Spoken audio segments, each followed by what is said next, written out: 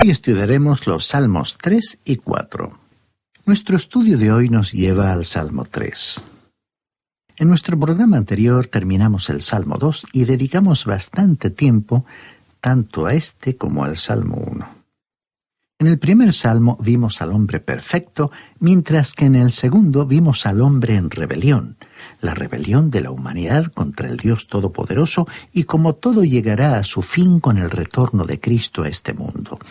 Ahora, desde el Salmo 2 hasta el próximo Salmo mesiánico, que es el 8, tenemos una verdadera escalera, y esta es la sección, como lo es el resto de los salmos, que revela que en este libro hay una organización notable. Es decir, que la característica más destacable en cuanto a los salmos es su arreglo sistemático. Usted puede ver esto al leerlos en continuidad. Así es que desde el Salmo 3 hasta el Salmo 8 tenemos una especie de puente. Nos gusta pensar en esta sucesión de canciones como una escalera. Uno sencillamente sigue ascendiendo hasta encontrar la pausa siguiente, que es el Salmo mesiánico, o sea, el Salmo 8. Vimos en el Salmo 2, en forma profética, por supuesto, el rechazo del ungido de Dios y el Mesías. Y nosotros sabemos algo de eso en la actualidad. Después de más de 2000 años, Él aún es rechazado por el mundo.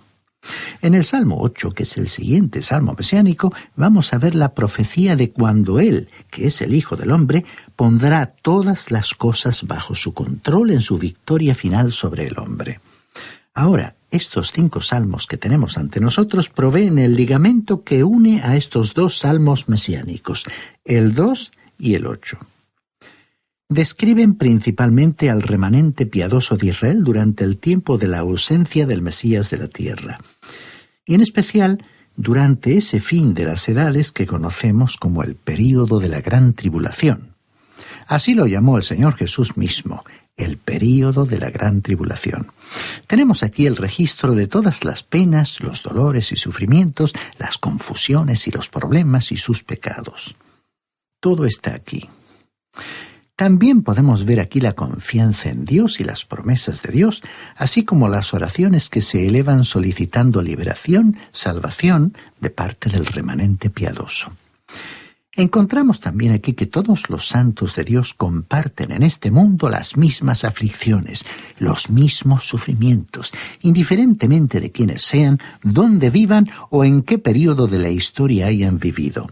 El consuelo que estos salmos proporcionan es para todos los hijos de Dios. Hay varias maneras de considerar a estos salmos. En primer lugar, la interpretación principal concierne a la experiencia personal de David.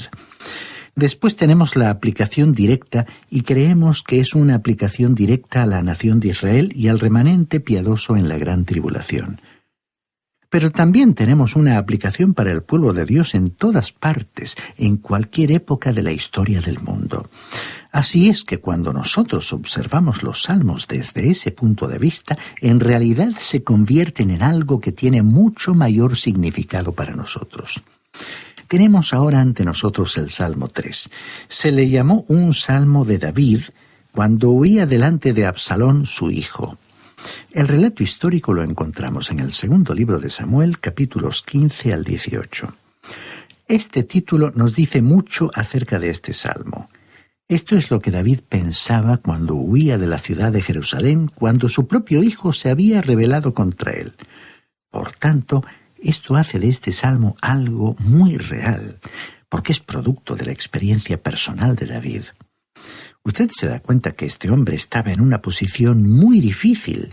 Era un proscrito, un fugitivo de su propia ciudad, que se llamaba la ciudad de David, Jerusalén, y de su pueblo que él gobernaba, porque su hijo Absalón se había rebelado contra él y estaba tratando de quitarle la vida. Uno no puede sino sentir simpatía por David durante esta experiencia desgarradora. Recordemos que cuando estudiamos la sección histórica de la Biblia, David estaba huyendo y el enemigo lo estaba maldiciendo, y uno de sus propios capitanes, Joab, le dijo: «Déjame que vaya y le clave mi lanza». Pero David se negó.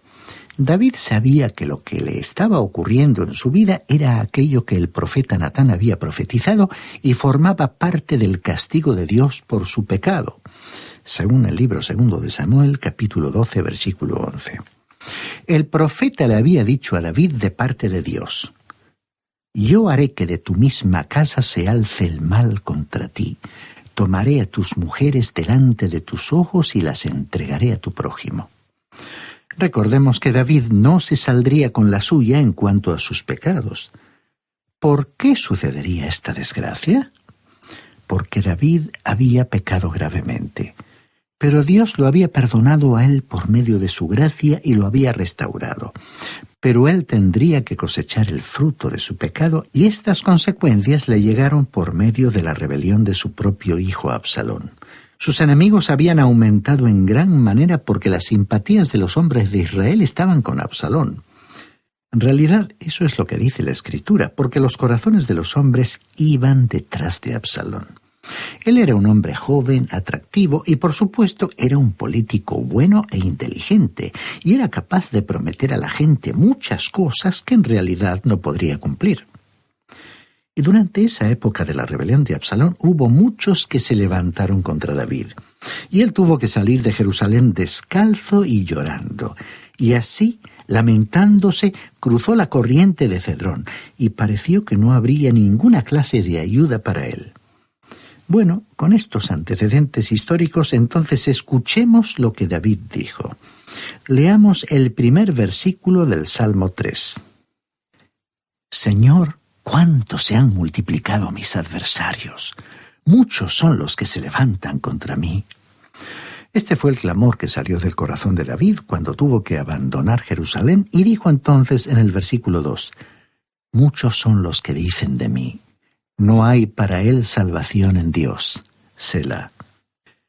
Muchos decían que Dios lo había desamparado, que no podría esperar alguna ayuda de él, pero Dios no le había abandonado. Cuando alguien dice, yo no puedo comprender cómo Dios pudo aguantar a un hombre como David, nos sentimos inclinados a decirle, bueno, si Dios soportó a David de tal manera, eso quiere decir que Él puede aguantarnos a usted y a mí. Sintámonos agradecidos por tener un Dios como Él. Él soportó al rey David y perdonará a cualquier persona que se acerque a Él con una actitud de arrepentimiento. Pero eso no quiere decir que David no tuvo que sufrir las consecuencias de su pecado. Al final del versículo 2 encontramos la palabra Selah.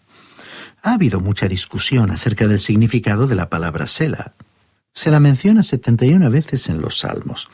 Creemos que los Salmos fueron preparados especialmente para la música, para ser acompañados por una orquesta y para ser cantados por coros. Sin duda que Jerusalén llegó a ser famosa por todo el mundo y mucha gente llegaba a la ciudad desde cerca y de muy lejos para escuchar la música y el canto de estos salmos. Creemos que esta palabra indicaba un descanso, una pausa musical. Creemos que para una persona que no entienda mucho de música, este término debe entenderse como una invitación a detenerse, a mirar y escuchar, como algunas señales que encontramos en la carretera para el tráfico para poner mayor atención, mirar o detenerse. Es que cuando nos acercamos a estos hermosos salmos deberíamos detenernos, mirar y escuchar en silencio para meditar. Así que la palabra Selah nos recuerda esto. Es lo que debemos hacer al aproximarnos a la palabra de Dios. La palabra Selah probablemente indicaba el final de la primera estrofa de este salmo. Ahora, en el versículo 3 dijo, «Mas tú, Señor, eres escudo alrededor de mí, mi gloria, y el que levanta mi cabeza». David expresó aquí su profunda confianza en Dios. Él sabía que a pesar de las circunstancias, a pesar del peligro que le acechaba, Dios estaba alrededor de él, cuidándole y protegiéndole como un escudo.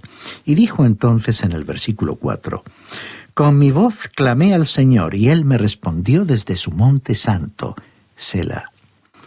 Una vez más, David expresó aquí la certeza que Dios le había respondido, que Dios estaba atento a su clamor.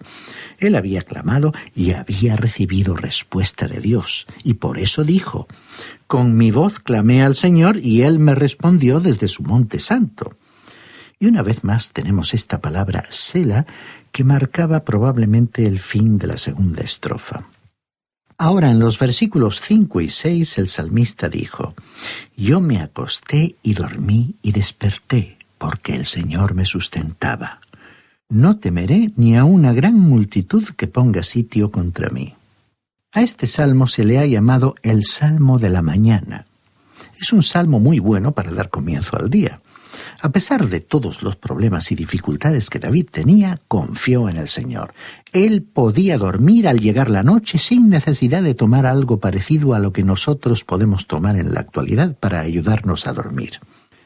Él simplemente confiaba en el Señor, apoyaba su cabeza confiadamente sobre las promesas de Dios y así podía dormir y descansar. Luego dijo: y desperté porque el Señor me sustentaba. Y además pudo decir que no sentiría miedo aunque un ejército enorme le acosara. Aun si todo el mundo estuviera en contra suya, no tendría temor. Cromwell fue considerado un hombre muy valiente. Alguien le preguntó en cierta ocasión: ¿cómo explica usted su gran valentía? Y Cromwell respondió: es que yo temo a Dios y es por eso que no le temo a ningún hombre. Martín Lutero también asumió la misma actitud. Si hubiera más temor a Dios en la actualidad, estimado oyente, habría menos miedo a expresar las convicciones propias y, por supuesto, con la debida prudencia y respeto por las opiniones de los demás. Y David sintió ese valor debido a su temor reverente de Dios. Escuchemos lo que dijo a continuación en el versículo 7. Levántate, Señor, sálvame, Dios mío. Tú heriste a todos mis enemigos en la mejilla, los dientes de los perversos rompiste. Realmente se siente dolor al ser herido en la mejilla. Cuando lo golpean a uno en la mejilla lo pueden hacer perder el conocimiento. Y David probablemente lo había experimentado. Y dijo también que Dios había quebrado los dientes de los malvados, de manera que ya no le podrían morder más. Escuchemos lo que dijo en el versículo 8. La salvación es del Señor. Sobre tu pueblo sea tu bendición. Selah. Esta fue una gran declaración. Lo que quería decir aquí era que el Señor era el autor de la salvación.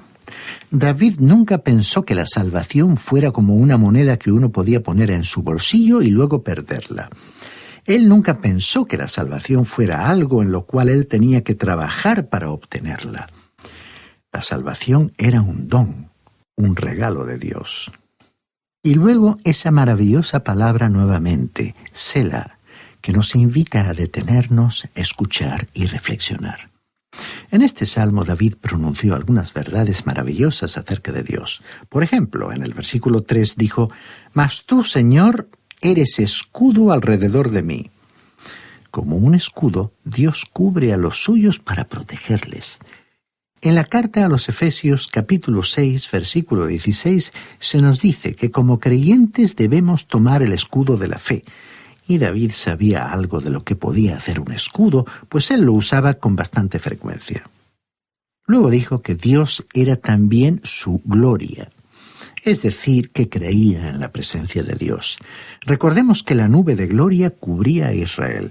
Era una señal visible de la presencia de Dios en medio de su pueblo. Hoy nosotros vivimos por la fe y la gloria de Dios está con nosotros, estimado oyente. Él se convierte en una realidad en aquellos que le aman. Y David también lo identificó como el que levantaba su cabeza. Ahora, ¿qué quiso decir con esto? Él le había prometido a David una casa, le dio a él una bendición, una gloria y un reino. Y David dijo aquí: Él va a levantar mi cabeza. Y hoy, estimado oyente, quizás nos sintamos caídos, pero Él nos puede levantar. Este es un salmo maravilloso, ¿no le parece? Tenemos ahora el siguiente salmo, el Salmo 4, que continúa con la misma idea. También le hemos dado un título a este salmo. El Salmo 3 era el hombre perfecto rechazado.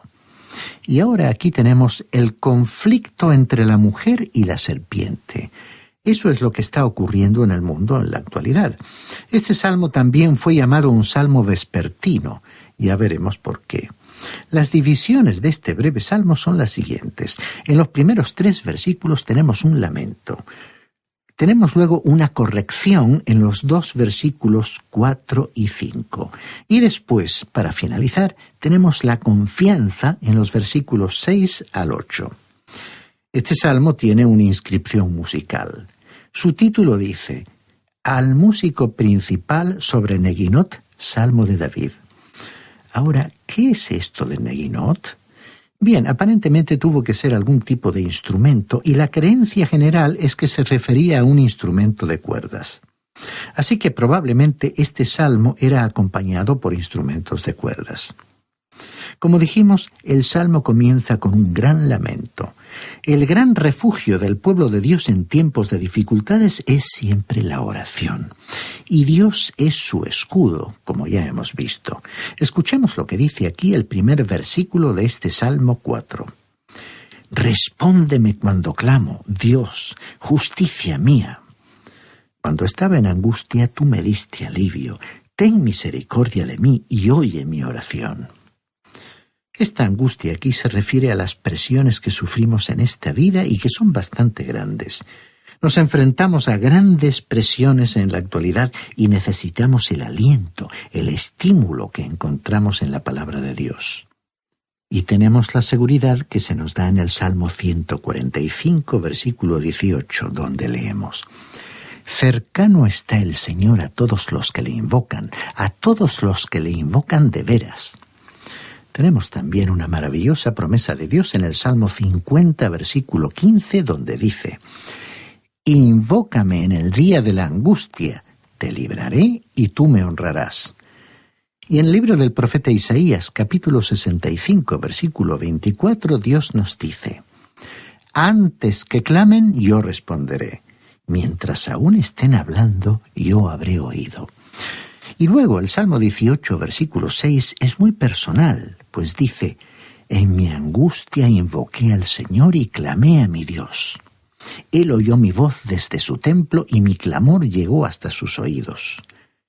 También tenemos algo en el Salmo 55, versículo 16, donde dice: En cuanto a mí, a Dios clamaré y el Señor me salvará. Así también podemos leer en el Salmo 86, versículo 7.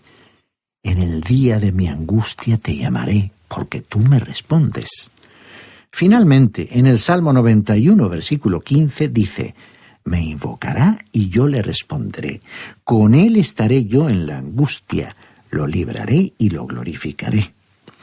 La Biblia está llena de estas maravillosas promesas y ese es el clamor del salmista, que Dios esté con él.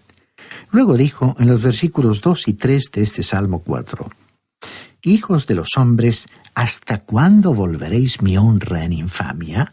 ¿Amaréis la vanidad y buscaréis la mentira? Selah. Sabed, pues, que el Señor ha escogido al piadoso para sí. El Señor oirá cuando yo a Él clame.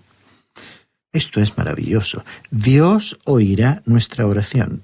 Luego, en los 2 versículos siguientes tenemos la corrección, que es una clase de advertencia. En el versículo 4 de este salmo leemos: Temblad y no pequéis. Meditad en vuestro corazón estando en vuestra casa y callad. Selah. Hay que destacar que en la actualidad no observamos este tipo de temblor ante la presencia del pecado. Luego dijo en el versículo 5: Ofreced sacrificios de justicia y confiad en el Señor. El apóstol Pablo expresó este pensamiento en su carta a los Efesios, capítulo 4, versículo 26, diciendo: Airaos, pero no pequéis, no se ponga el sol sobre vuestro enojo. Ahora llega a la confianza. Ahora el escritor llega a la confianza, la seguridad de la fe, como vemos en el versículo 6.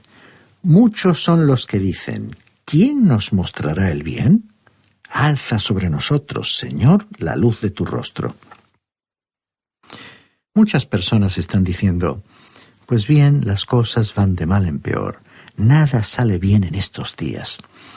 ¿Cómo necesitamos que sobre nosotros brille la luz del rostro del Señor? Luego, en el versículo 7 dijo: Tú diste alegría a mi corazón, mayor que la de ellos cuando abundaba su grano y su mosto. David era como nosotros. Su corazón fracasó en medio de los problemas. Alrededor de él se encontraban los incrédulos, su propio pueblo, que se burlaban de él diciendo: «Dios no va a hacer nada por él». Pero Dios sí que hizo algo por David. Escuchemos nuevamente el versículo 7. «Tú diste alegría a mi corazón mayor que la de ellos cuando abundaba su grano y su mosto». David fue consciente de que Dios era bueno con él. Y, estimado oyente, Dios también es bueno con nosotros. Y ahora veamos cómo concluye este salmo vespertino. Leamos el versículo 8 de este salmo 4.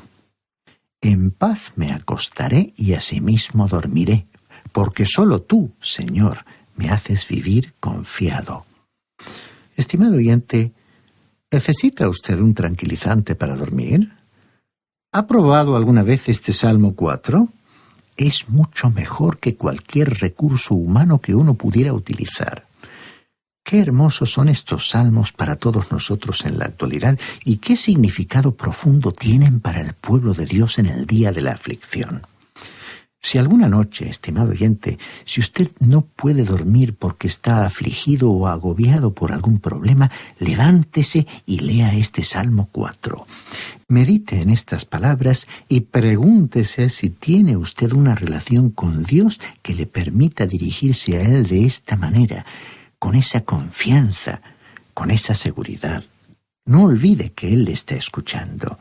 Y es inevitable recordar aquí las palabras de Jesús pronunciadas en el Evangelio de Mateo, capítulo 11, versículo 28. «Venid a mí todos los que estáis trabajados